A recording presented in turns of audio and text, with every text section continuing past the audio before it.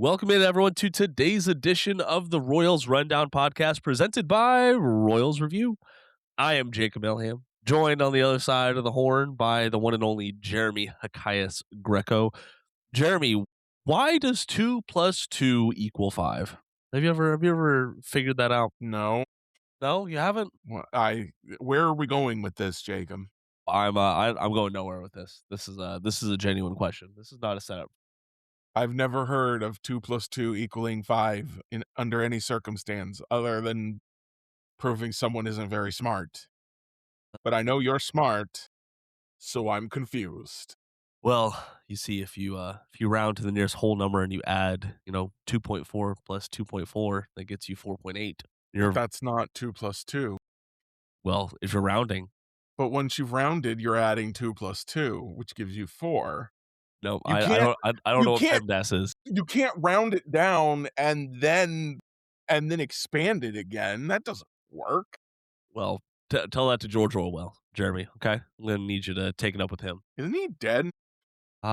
Pretty sure he is. He was, his books are pretty old, at This least, I would say. podcast is not off to a good start, Jacob. Well, that just matches the Kansas City Royals season now, doesn't it, Jeremy? So it's kind of are we also going to do the thing where we start bad and then it seems like we're coming out of it and then nope, never mind, not really. No. No, that's exactly how this podcast is going to go, folks. Okay. All right. Well, if you're still listening to this podcast, it is not because you're a fair weather fan. It is likely because you are grumbling or just enjoying the nice weather and the hot dogs. Because the Kansas City Royals are once again in a familiar spot for most of my adult life, last place in the AL Central. And after splitting this week's 4-game series against the Tampa Bay Rays, which they started out very strong, 2 wins, this tripped up in that finale, did not look like the team that was playing in game 1 or in game 2. They now sit at 14 games below 500 at 34-48. Go ahead. Can I just say that I would have enjoyed the game more if Carter Jensen hadn't hit the home run. You might be one of the few fans. I watched after I would have given up, long after I would have given up on this game, because I was like, well, what if I'm watching a no-hitter right now? I haven't watched a no-hitter from start to end since 2001. Dang. It was Cardinals left-handed pitcher Bud something, I think. I can't remember his name, versus the Padres. And I was young. I was a child. I had to get special permission to stay up late to finish the game. But that's the only no-hitter I saw from beginning to end. I don't think I saw any of the John Lester no-hitter. I think I was doing something else that night. Oh, man. Well, don't worry, you didn't see one today either, because thankfully Carter Jensen did break up that no-hit bid from the Tampa Bay Rays. But the Royals still got clobbered 13-2 to close out their time in Tampa. We'll talk a little bit about some performances from this past series and look ahead to their next stop on the road trip, which is back to the South Side to face off against the Chicago White Sox. Go ahead. It was Bud Smith pitched a no-hitter against the Padres in 2001. In 2002, he had a 6.94 ERA in 11 games, 10 starts, and then he never pitched in the big leagues again. That's wild. He was up in the big leagues at 21, pitched a no-hitter, came in 4th in Rookie of the Year voting, didn't finish 2002, and then never pitched in the big leagues again. That's wild. It is. Absolutely is. But what's even more wild is what we've seen from Jac Caglianone at the plate. Jacob, I've been watching the replay of the 2 home runs from Tuesday night over and over again. The sound is so loud, Jacob. It is so loud. Mm-hmm. That it and is. They said that first home run was only 444 feet. Only. It was 500. Come on. Open your eyes. I don't need a measuring stick for that. No, we just need an open roof for that, apparently. But here we are. But yeah, Tampa native, excuse me, not Tampa Bay. Heading into today's game, ranked first in the American League in OPS with a 1.168 mark. Absolutely electric. A slugging percentage. Yes, for the month of June. Thank you. Total runs, 21. slugging percentage 734, and he's tied with fellow 2024 draftee Nick Kurtz for the AL lead in home runs with 9. You were saying, And Jeremy? what's Nick Kurtz's strikeout rate? Brother, I don't know. I don't even care about Nick Kurtz right now. Okay, we got enough problems on the Royals to be worried about. I'm just saying, I'm pretty sure Nick Kurtz strikes out more than Jack does. I wouldn't be surprised at either outcome. But back to Yeah, Cads, he does. Cags real quick. So his 14 home runs now this season lead the team, and he is pretty close to the franchise record for home runs in June, which was set by Mike Sweeney back in 2001 when Sweeney swatted 11. Now, the overall record for any single month was set by none other than the team captain, Salvador Perez, in his electric 2021 season when he had 12. And, well, hold on. Sorry, that's the most recent one. Excuse me. Salvi had 12 back in 2021, August. Do you think Cags can catch Sweeney? Two more facing off against the White Sox?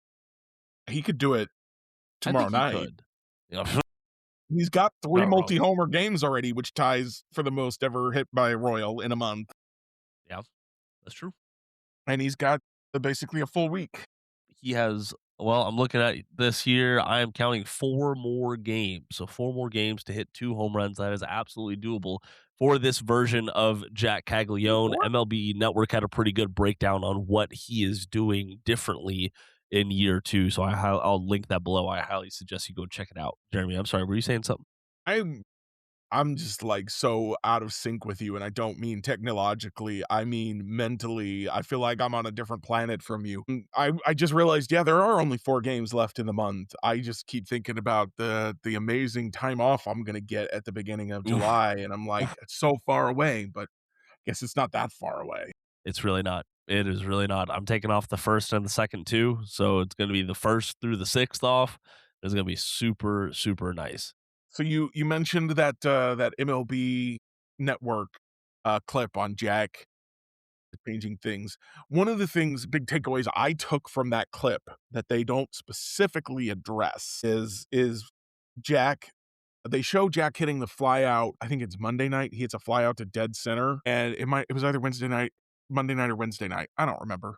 It's a fly out to dead center, and right before that, they showed a clip from last year when he hit a ball the way he didn't wanna hit it, and he just turned and slammed his bat into the ground, and he was furious. And then when he hits the fly out to center, he just goes, "Well, dang." And that is, to me, one of the best signs that Jack is gonna keep being this version of Jack, is like, yeah, the good result didn't come this time, but he understands that he did everything right. Just do that again, and next time it'll be 500 feet off the catwalk above the scoreboard. Yep.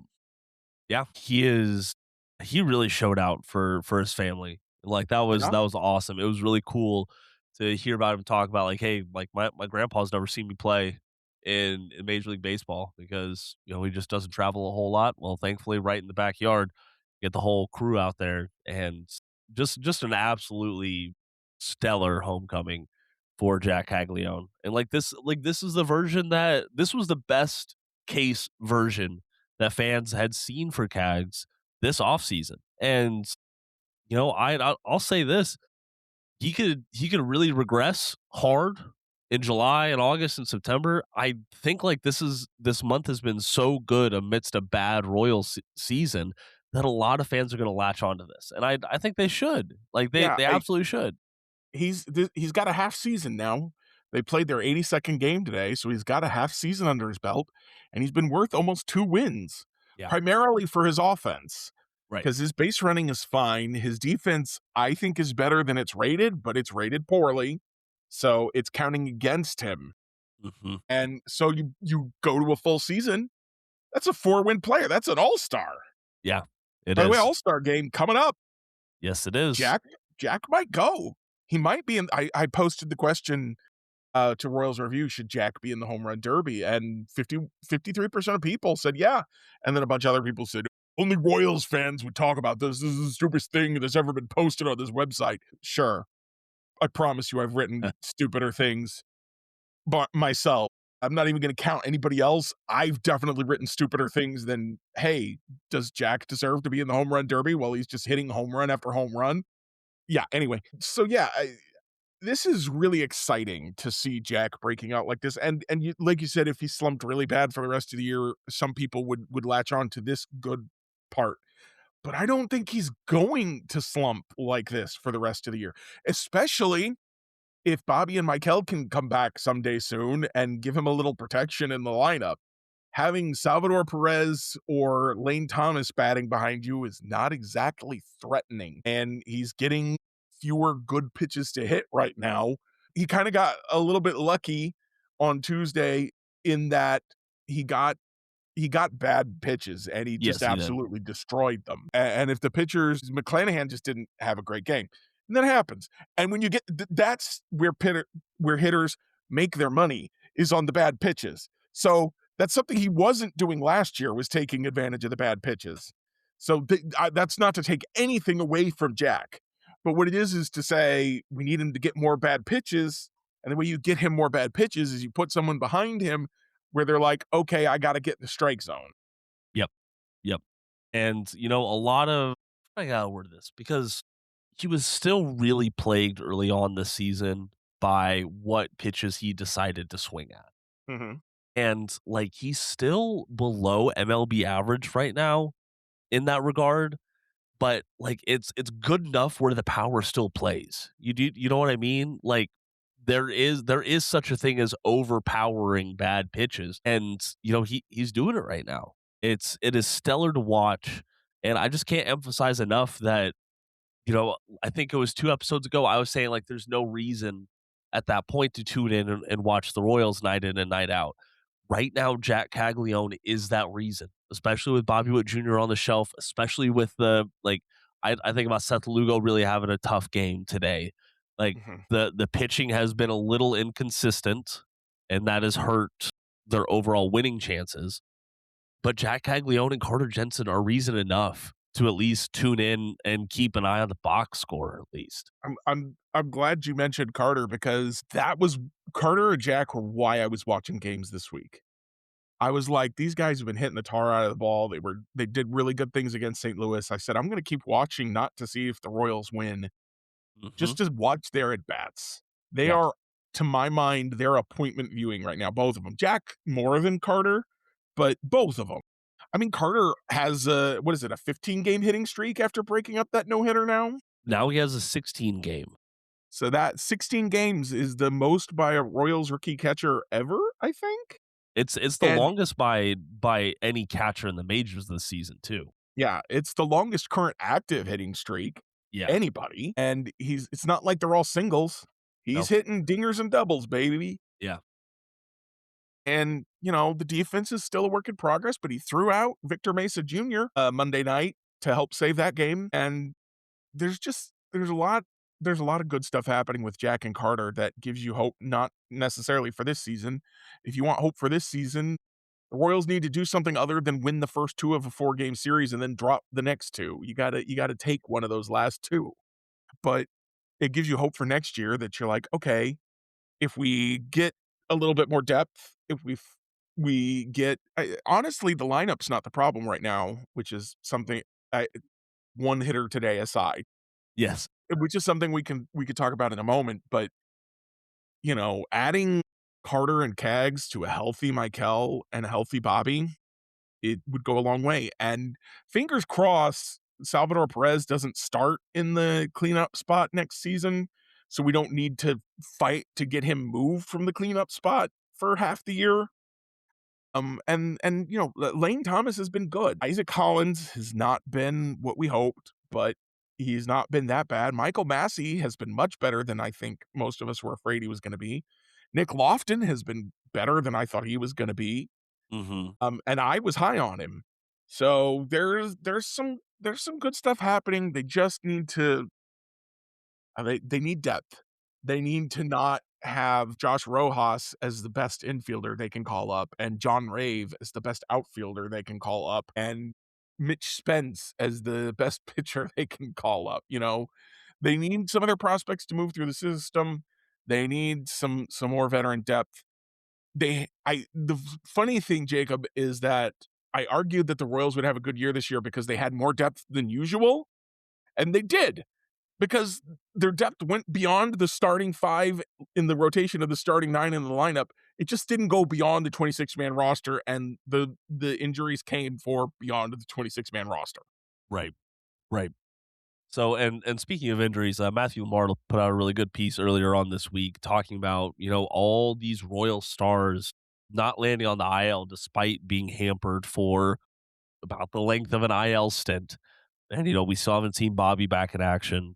It's it's really frustrating. Like we talked about this plenty on the last episode. I don't want to beat a dead horse, but because it's still frustrating. Like, okay, we were supposed to, if you evaluated him before you went down to Tampa, and if he still wasn't good to go, why not just retroactively start the IL stint? And like, what we would be looking at it ending at the end of the Chicago White Sox series, right? Yeah, my guess is that the Royals are gonna put Bobby in the lineup, probably a designated hitter for the White Sox series, and then you go, "Okay, well, that explains why they didn't wanna put him on the IL because they get him back 3 days sooner," but do you really need Bobby at whatever sub 100% health level you're gonna get him at for the White No, Sox series in a season that's already lost?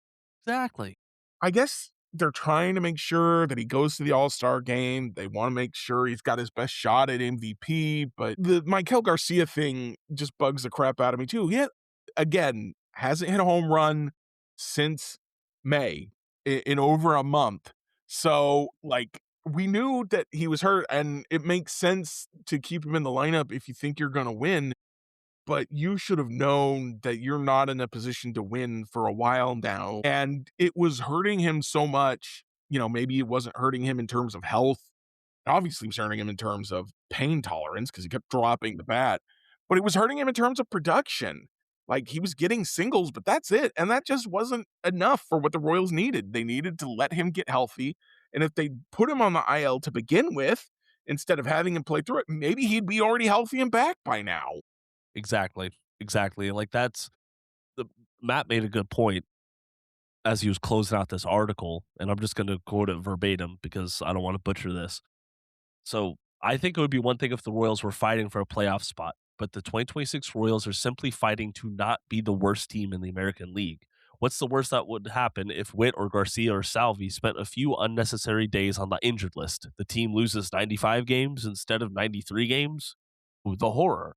Like that's exactly where we are right now. We just got game number 82 in the books of the season. We are past the halfway mark.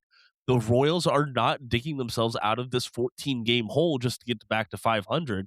And I'm sorry, but if the ceiling for this team is a wild card spot, then why are we even talking about it? Like, I don't think it's a valid thing to discuss or to dwell on. Let's just be realistic about where this team is. And it just seems so short sighted that they're not putting these guys on the IL, which all of them they have commitments to beyond this season. Mhm. Yeah, and even if you wanna fight for the IL, once again, I go back, or not to the I excuse me, not to the IL, for the wild card. Even if you're fighting for the wild card, you have to remember, how much are they contributing like this? And if it's I go back to that end of the season thing. If it's the end of the season, well, they're not gonna get 100% healthy in time, so you're gonna take whatever you can get. You just hit the halfway point in this year. If you think you're trying for the wild card, get them healthy so that they can help you better, because they're not helping you enough to win games right now. Because here's the thing: the lineup has not been the problem since they've been hurt. Nick Lofton is stepping up. Lane Thomas is finding his stroke. Michael Massey, 20 games this month, is batting 315 and good for an 840 OPS. Like, there are people who are extending the lineup beyond Carter and Cags and like whoever is sprinkled in, whether it be Tolbert, whether it be Marte, things like that. They have people who can play and contribute competently right now. I think that's a part of the frustration because if that wasn't showing up, right? Like if we were getting the version of Nick Lofton that we got for much of 2025, or if we were getting the version of Michael Massey who was in and out of the game constantly because he was injured. We're not getting those guys. We are getting competent contributing ball players. And so I would think that this would be the time to say, okay, hey, we will give you your run. Bobby, Michael, Salvi, need you to go sit this out for 10 days. Need you to get things right. Focus on that. Come back and be ready to play. And you know what? This is an opportunity to learn things about your team. It You're is. learning, hey, maybe Nick Lofton, if you let him start, can contribute to this offense. Maybe he should be in left field more often instead of Isaac Collins. This is an opportunity to learn, hey, Tyler Tolbert doesn't look like an absolute disaster filling in at shortstop for Bobby on occasion. It's just mind-boggling that the Royals, Matthew Lamar likes to call it the superpower of losing teams. That you can just do things and see if it works. And the Royals just don't. They're like, I'd rather see 50% Michael Garcia than find out what Nick Lofton can do. Yep. And Yeah. that is a bad way to do things, especially when you're not winning. It's a bad way to do things, honestly, when you're winning too. Mm-hmm. Mm-hmm. All right, let's go ahead and turn the page here a little bit. And I had it all queued up in my head, and I absolutely just fumbled the football. So I do want to shout out Bobby Wood Jr., who is moving on to phase two voting for the All Star game. Now we Third gotta, straight year. yep, third straight year. Please, please let him just get the start this year. Who is he? He's up against Andres Jimenez, I think. Yes, that's Because the correct. Blue Jays are insane this year. Not the Hey, they team, their fans, excuse yes. me.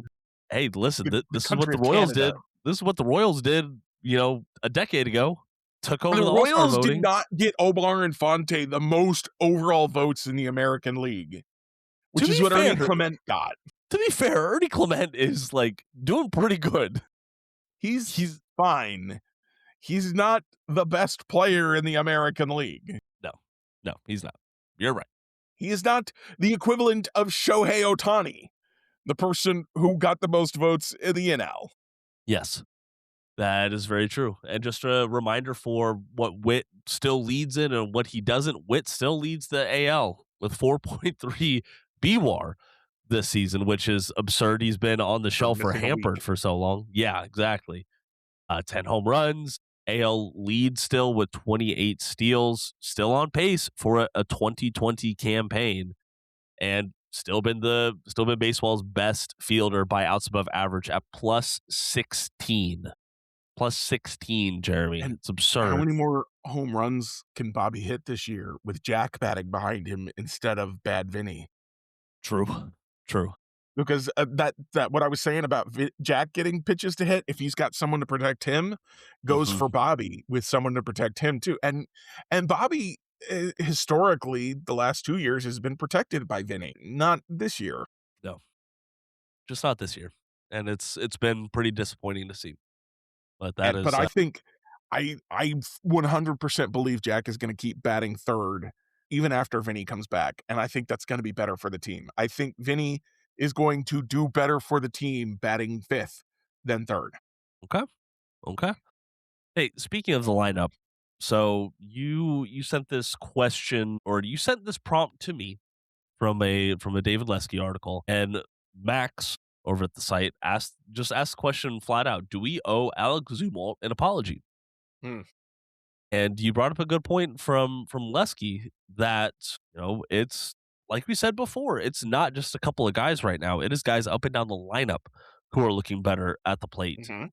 and wondering, did it just take a little bit of time to set in? And you pointed out like there's a historical link that, hey, maybe this could be the case, right? Yeah. So, as David Lesky has written, and I think he said on the last episode of the podcast, the Blue Jays changed hitting coaches in the middle of last year, and it took a couple months before things began to turn around. And for the Royals, it took a couple of months. They've been hitting since for the whole month of June, basically, which is why they have a winning record in June despite their pitching problems. It's not enough of a winning record to get them back into the playoff race based on how many games they lost in the first 2 months, but it is a winning record because the offense has been that good.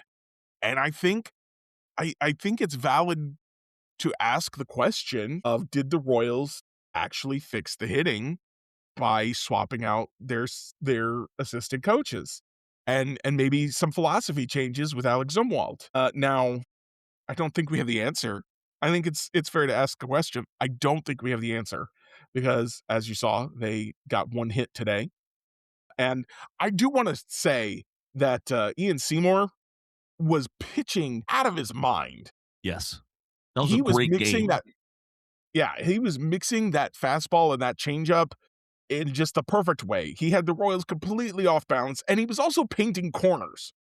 Now, Yes. I will also say that the Royals probably should have done more against the opener, who was having trouble throwing some strikes. They got a little antsy, wanting to trying to get to him before they had to face the lefty and Seymour. And I wish they had been able to do more against Craig Kimbrell, but it is what it is. They only got 2 1/3 innings against those guys, and they scored 2 runs in those 2 1/3 innings.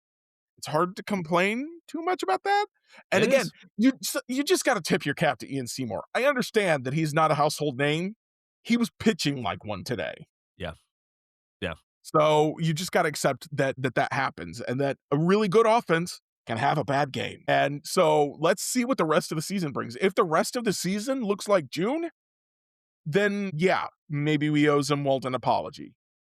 And let's look at June a little bit more because, the first couple of months of the season were so bad that the Royals do still rank in the bottom half in several key run scoring metrics, mainly run scoring. They still average 4.3 per game right now, which ranks 20th in Major League Baseball. But this month alone, they rank second in batting average at 281, second in hits with 219, and second in runs per game with 5.8.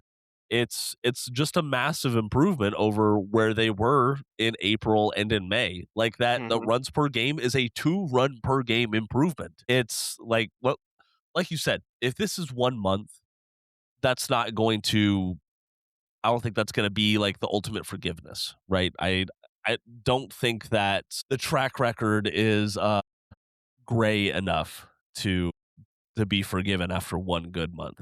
But if this turns into a good July, and let's say the Royals trade away some of these batters that are looking good, if it still looks good in August, then I'm sorry. Like I do think that we need to be looking at these two guys in the dugout saying, "Hey, you might have done something." Now, I still question how much Alex Zumwalt actually does in the I agree. day-to-day coaching of the hitting. Yeah, I think his role is not what you would typically think of for a hitting coach. Does that make sense? Like, we're used to one hitting coach who's in the dugout and doing all this stuff, and I can't say for sure because I don't got a camera on the dugout, but I never see him in the dugout.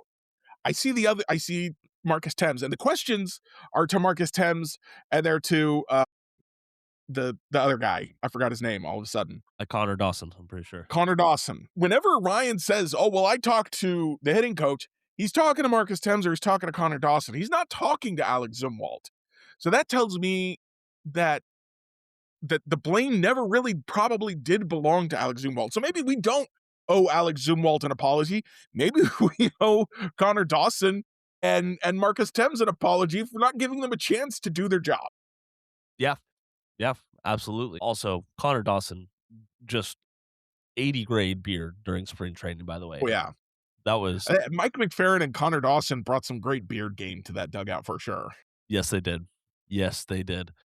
So it would definitely be interesting to be a fly on the wall for, just a pre road trip preparation and see how involved everyone is in their different roles or game by game involvement. And these are things that we just don't know. Kansas City, my DMs are open. Let's make something happen. Come on, let me in there. Let me see what's up with it. Let's do some more. Let us interview Alex Zumwalt. We talked to Brian Sweeney. That was a great time. I'd love to It talk to was. Alex Zumwalt and pick his Oh, brain. I'm sure we'd learn all kinds of things. I'm sure we would. Man, Sweeney's energy was just otherworldly when we had him on. You Yeah. remember that? Yeah, I don't think I've ever been more psyched up for let's go for the spring training. Like, normally, I'm like, "Let's get spring training just so something's happening," but I was like, "Let's go. I gotta watch these guys play." So one other key thing that friend of the podcast Jack Johnson pointed out on social media is that we have a mid-season batting stance change from Carter Jensen Mhm. that has been notable, at least in the box score. So is it causation or is it correlation? We will just have to wait and see if the stance changes or if the results change. But I do also want to say a lot of these players, they do get mid-season instruction from third Mhm, parties. They do still get mhm. instruction from Driveline. They do still get instruction from Tread. It's not just an off-season thing where they have to physically go into the lab and fix it from there. No, you could send these guys video and they will give you evaluations. They have all the data. That's all they really freaking need. Yeah. We saw that video with John Rave, which was really cool, even though I don't think I understood anything that was happening in that video. It was cool to have it. It was very cool. It was very, very cool. We then MLB Network in that thing that they did about Jack showed that he had kind of stance change from last year to this year. So sometimes it could be really small things. I've talked about I don't know how many times I've talked about John Rave going from a leg lift to a toe tap. And I like the way his swing looks right now. I know the Mhm. sample sizes are still tiny, but I see no reason we shouldn't see more John Rave. I want to see more John Rave. I want to see if the toe tap is actually going to give us something over a bigger sample. Yeah, absolutely. And his best game of the season so far came last Friday night when he drew 2 walks, he hit a double, and he scored a run.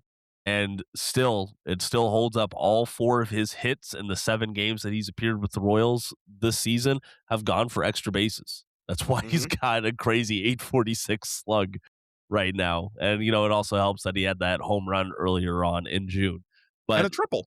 that's right, he did have the Homer and triple. a I forgot triple in the about that. same game. He's had a couple really good games. Yes, that he has. He did not look stellar in Tampa Bay. He did have the double on Wednesday, but he went 1 for 6, so we'll see if he can bounce back there in Chicago.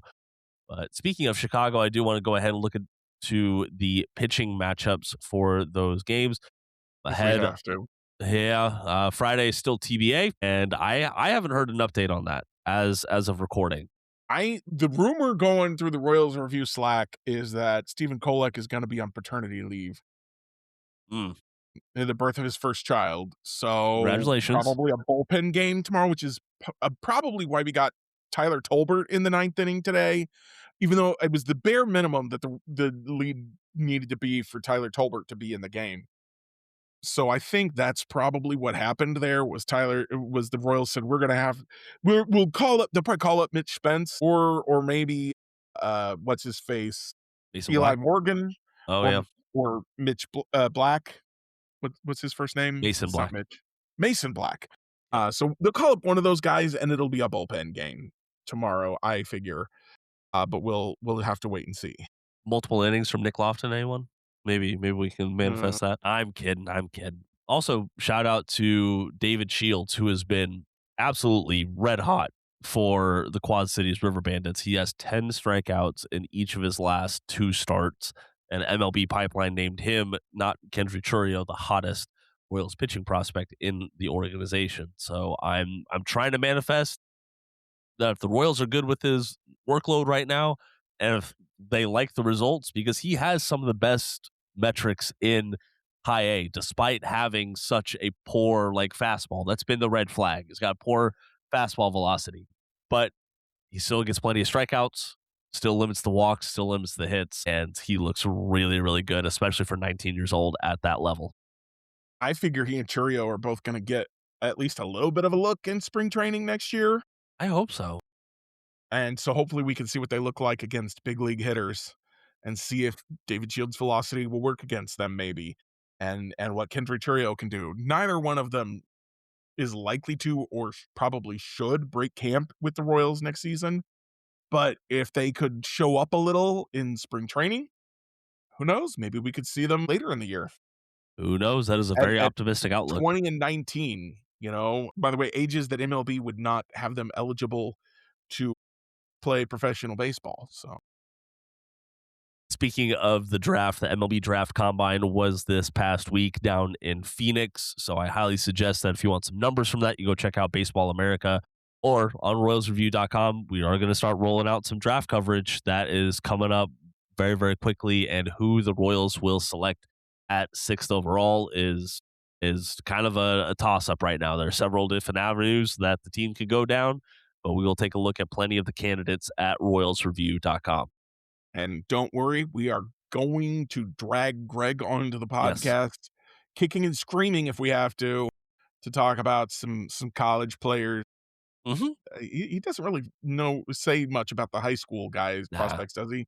no, not I know he really. loves college baseball like Yes. nobody's business. Absolutely, So, and yeah, shout out to OU winning the College World Series. I think that was their congrats to 3rd the title. Sooners. Yes, boomer sooner, as they say. All right, Jeremy, anything else on the Royals front that's, burning a hole in your mind? Well, the only pitching matchup you gave us was TBA for Friday Well, night yeah, for the series. sorry. Were we gonna talk about the rest of them?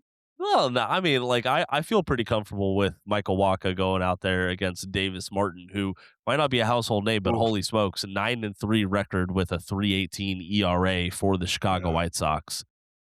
Then on the other side of it, on Sunday to close things out, we got Winder Avila and his 5.06 ERA, which he's looked better lately than he did before, going up against Anthony Kay on Sunday. So like here's the issue right Sunday's now. gonna be bad. Yeah, I think it will, but I think that'll also be the game where Jac Caglianone locks up that June franchise record for home runs. You I think think he's he's going to gonna do get it against one. Anthony Kay? I think he's going to do it against Anthony Kay. Alright. I like his odds. I really Jacob, do. would you like to see Jack Caglianone in the home run derby? I would. I would. Here's the thing. We as a baseball society right now are so enraptured with exit velocities and doing that consistently and Mm. lifting the ball.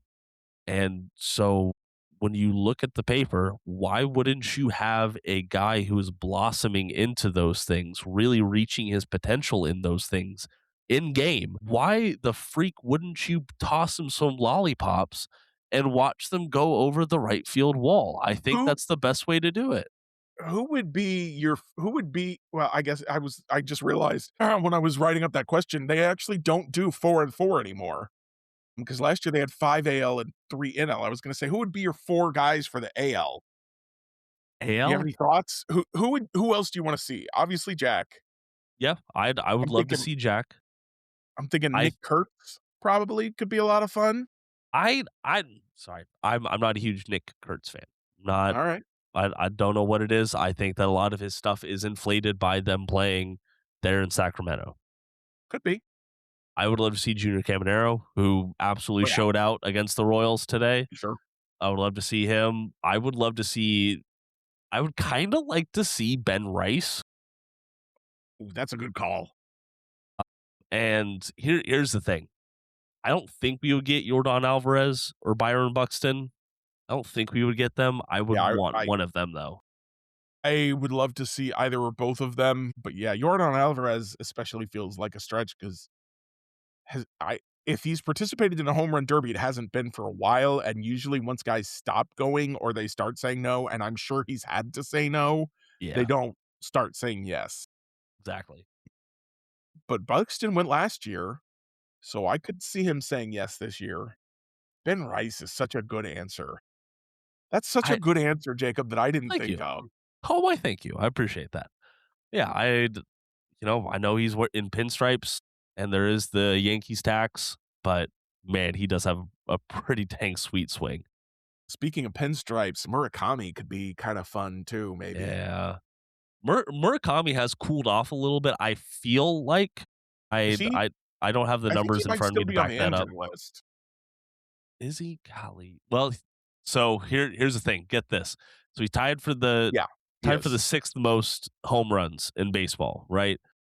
Everyone ahead of him has at least 70 games played. He has 57 games played with 20 home runs. He is kind of in an echelon of his own right now when it comes to the home runs per game rate over an extended period of time. He would be very, very fun, but I am curious that hey, Chicago White Sox leading the division, third best record in the AL.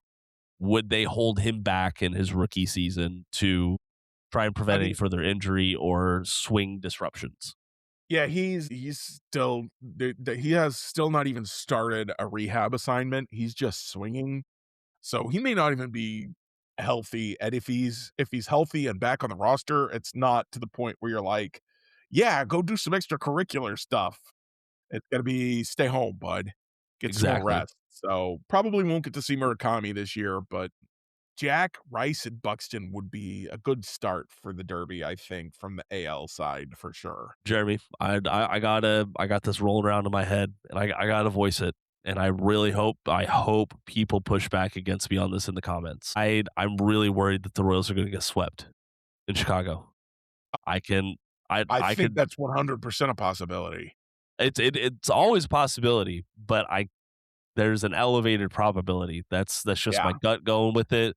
You don't see it very often where the Royals don't have the pitching advantage in a series, and that hasn't always translated to success for them this season. And I think that we could see some pretty high scoring affairs, Yeah, but it the just the doesn't White fall the Sox are Royals' way. scary, man. I posted on social media last night that, I hope no one hates me for this take, but I'm kinda rooting for the White Sox. Obviously, not when they play the Royals, 'cause Yeah, the Royals are my obviously. first love. But when they're not playing the Royals, and if the Royals got back in the hunt somehow, like, they won 20 games in a row, and it's like, they're fighting for the division, I'm not rooting for the White Sox anymore. But while the Yeah, Royals are out of it, the White Sox have kind of a good story going on. they do. Murakami is a lot of fun. The Montgomerys, both of them are a lot of fun. Sam Hmm. Antonacci and Kyle Teal were on my team Italy. I'm they're just a lot of fun to watch right now, a lot of fun to follow. So I'm rooting for them a little. I'm not rooting for them this weekend. I hope the Royals sweep, but like I'm certainly concerned about what the White Sox might do to the Royals. As we record right now, the White Sox are tied with the Cleveland Guardians for the division lead in the AL Central. Heading into this game, Chicago White Sox are on a 4-6 run, and the Royals are on a 5-5 run at least. So I guess there is that advantage. Also, I did not know this till we started recording. No AL Central team has a positive run differential this season. Yeah. There No, are that three checked out. teams. There are three teams with single digits, and then there's the Royals all the way down there at negative 49 Yeah, the run this year. differential in the American League, all of the American League has been awful all year, which is one of the reasons that the American League has been bad so bad as it has been. I think the Blue Jays are the third wild card team and they're under 500 right now, I think is Yep. where we're standing. Yep. So, yeah, it's so easy to look at it and go, "Well, the Royals are only 6.5 back of the wild card. They could still fight their way into it." Every other team is between except for the Angels, is between them and the wild card. They have to win a lot of games. It's not just the distance in terms of games, it's the distance in terms of number of opponents. They have to also not get hot. And I know we've mentioned this before, but it's worth bringing up again. I want it to happen. I'd love for it to happen. I don't think it's gonna happen, Yep. unfortunately. Agreed. Agreed. They just haven't shown a consistent skill in a while in winning series, and I think They that's what really steers me. ever since that Cleveland Detroit homestand where I said they got to go 4-3 and they went 4-3, but they really looked like they should have won one or two more games, if not three. It's been this way where they'll go and they'll win a handful of games, and you're like, okay, just keep doing that, and you'll get back in it. And then they don't keep doing that. They Which just is don't. They don't have the consistency right now, and even their best pitchers, such as Seth Lugo and Michael Waka, are not showing the consistency that they have shown in previous seasons. It's really rough and it's really frustrating and it's I Royals fans, I get why y'all are so angry at this team yeah, because they keep going, huh, huh, huh. They keep popping their head up, and you're like, you're banging coming from the coffin. And you're like, and then it turns out it's just death spasms, which is apparently a thing that happens. it is a thing that happens. And apparently it happens in the Kaufman too. Get it? Not just the coffin. It happens in the Kaufman. Yeah, I didn't quite hear it the first time. Yes, that's very clever, Jacob. Almost as good as feed the feed. It's you know what? That's a great reminder, Jeremy. Thank you so much for bringing that up I hate my life. because on royalsreview.com, that is the only place where you can feed the feed and make your opinions known about the Kansas City Royals. Why shout into the void of X or Facebook when you can shout into the void of royalsreview.com and at least hear something echo back? So go check out that on the website. All right, Jeremy. I got nothing else about this team right now. It is kind of steering a lot of my attention towards the draft right now and just hoping that they don't blow this month of June. It's already the most wins that they have in a single season or a single month this season, excuse me. So let's try and just finish out strong. But I got a feeling in my gut it's not going to happen. Having a great time right now because I got to the point a while ago where all I cared about were Jack's exit velocity numbers, and now I get to care about a lot of numbers for Jack that are really fun. So many numbers, so Home much runs, red. the RBIs, all of it. It's not just the exit velocities anymore. So I'm having a great time. Good. That's what matters most. All right, Jeremy, let's go ahead and shift on in here to some Royals reviews. You Yeah. bring up Greg, so I gotta review a beer. I gotta review an alcoholic beverage today. All right. I am going to review my favorite beer to drink out and about, which is Coors Banquet. I like that it comes in the stubby bottles, still a very old school retro design. It's a very full bodied beer, and yeah, I get it. It's not craft. It's nothing like too special. I can go to any store and get it, but consistently, it hits the spot for me, and I I like consistency. If you can't tell, that's what matters a lot to me. As a person who has autistic tendencies, Hmm. though I have never been diagnosed as autistic, consistency is king. So Yes, I get it. absolutely. But yeah, if you haven't picked up a Coors Banquet in a while, I'd suggest you go and check it out. Or if you never have, try it, give it a shot. It's not a light beer, but it's like 150 calories per bottle. So it's in my book, it's Like, not too bad. I've never you can't count calories from drinks, Jacob. Folks That's why do. milkshakes are the best dessert. Sure. Who wants to tell? Who wants to tell them? No one needs to tell me anything. I I have know. spoken only the truth. So my review this week is, I love to review my silly little internet time killer puzzle games. I found a new one that I'm really digging. Hank Green of the Ask Hank Green, does all kinds of stuff. He's been on Yeah. Dropout a few times. Has a really killer stand-up that I can't remember what it's called. Pissing Out Cancer. Really killer stand-up that you should all watch. It's hilarious. Also he's come up with his own little time killer game called 4 by 3 which I believe is just 4by3.com. Let me double check that. So it's a little bit like the New York Times Connections. It is hankgreen.com slash 4by3 spelled out. So it's kind of like Connections. You get a board of it's a 3by3 board of words. And Okay. you've got four different sets of words. So that's kind of like the Connections, but you only have three words in each group, and one word is shared in all four groups. So that's what gives it a little bit of a twist. So, for example, today's words were, come on now, were sparkle, shark, dark, murky, sinister, milk, white, grim, and dim. So, murky, dark, and dim are all words that go together. And then sparkle, dark, and shark are all words together that go together because they all have arc in them. So now you know that you've got four more words, two of them go together, and dark is always going to be a part of it. Okay. And so it's if you can figure out it, unlike connections, well, I guess like connections, once you figure out one group, it helps narrow things down, but it gives you even more narrowed down because once you figured out two groups, okay, this word is in my group. So what other words can I find that have something to do with this? And I'm really enjoying it. I don't know if I'll stick with it any longer than I've stuck with any of the other ones. I do still play Clues by Sam every day. Okay. So I've got Clues by Sam going for me, but I'm trying to get in the habit of playing 4 by 3 every day. Put it on the homepage of my phone so that I can remember to play it. Hell yeah. I love these little games that are like, hey, I just got to kill 5 minutes. Let me go play some 4 by 3. Oh yeah. I think that's a good way to do it. Especially folks forget that you could basically pin a lot of things to your homepage and just make Yeah. it super accessible. And and 4 by 3, unlike a lot of these other games, from the get-go has the whole archive available. So if you're like, "Man, I wanna play more 4 by 3," you can go back from earlier this month when he first started putting them out, and you can play them all. So Okay. that's cool. Also, another Hank Green shout out here to Crash Course. I don't know if you've heard of that, Jeremy. So Crash Course is this I would call it a pet project of Hank Green and a few other folks.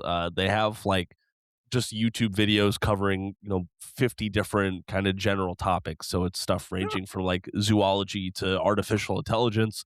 It's all free. It's all from accredited people. Very high production value, especially for being free. I know that at least a lot of people my age, they have a desire to learn, but we've always been told that you just go to school to learn. YouTube, it does have good resources, and I think Crash Course is one of the best ones to learn about kind of a lot of things. yeah. So go check it out. One of my favorite one of the reasons I love Hank Green so much is his and honestly, even though I don't like John Green's books, Hank's twin brother, I like John Green as a human because they both have this desire to make the world better. And they do it in a variety. They've taken their fame from the social media videos and the books, and they've taken the money and they've said, "Let me see how I can make the world better." And they've got products that you can buy where the profits go to charity. They've got these learning resources on YouTube. They just offer a lot to the world. I mean, they entertain, which I love being entertained. Let me tell you, Jacob, being entertained is great. But then they don't just go, okay, I've entertained you. Now I've got your money. Thank you. Transaction complete. They go, okay, now I've got this money. How can I make the world a better place with this money? And they keep fighting for it. And I really respect that and from both of them. So One of my favorite books from 2025 was a John Green book, and it was not one of his YA books. It was called Everything is Tuberculosis. I think I've reviewed that on the podcast before. But if you haven't picked it up, it's a very short read. It's like a little over 200 pages, but it's very impactful and it frames things very well. So the Green brothers, I think they do a lot of things right. I don't agree with them on everything, but I think they do a lot of things right. So shout out. Also, while we're shouting people out, let me shout yeah, out our commenters over on yeah, Spotify this week. Y'all yeah. were popping off. We got a Australian listener from I'm not gonna almost did the Australian accent. I almost I was brought it out of waiting. my pocket. I'm gonna leave that in my pocket for now. It might come out later. Okay. But glad to see you pinching marbles. Liz Spencer Cactus Green Bean showing up. Went to the game, saw Jack's home runs in person. I'm very jealous. Yeah. And we got a whole bunch of people showing up. So it's great to hear from y'all. It is I love talking to y'all. Hopefully we're gonna get that missing episode to you sometime soon. And hopefully Yeah. this episode gets uploaded correctly It and we is can talk some more. that listen, that whole missing episode saga is just it is still an ongoing saga. I'm glad that that wasn't a life or death episode because it would not be going well. Yeah.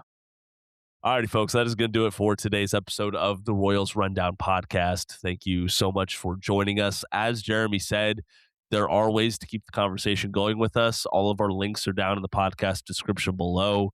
I'll drop that Jac Caglianone swing breakdown video down here too from MLB Network. But go on Spotify, go on royalsreview.com. You can comment there.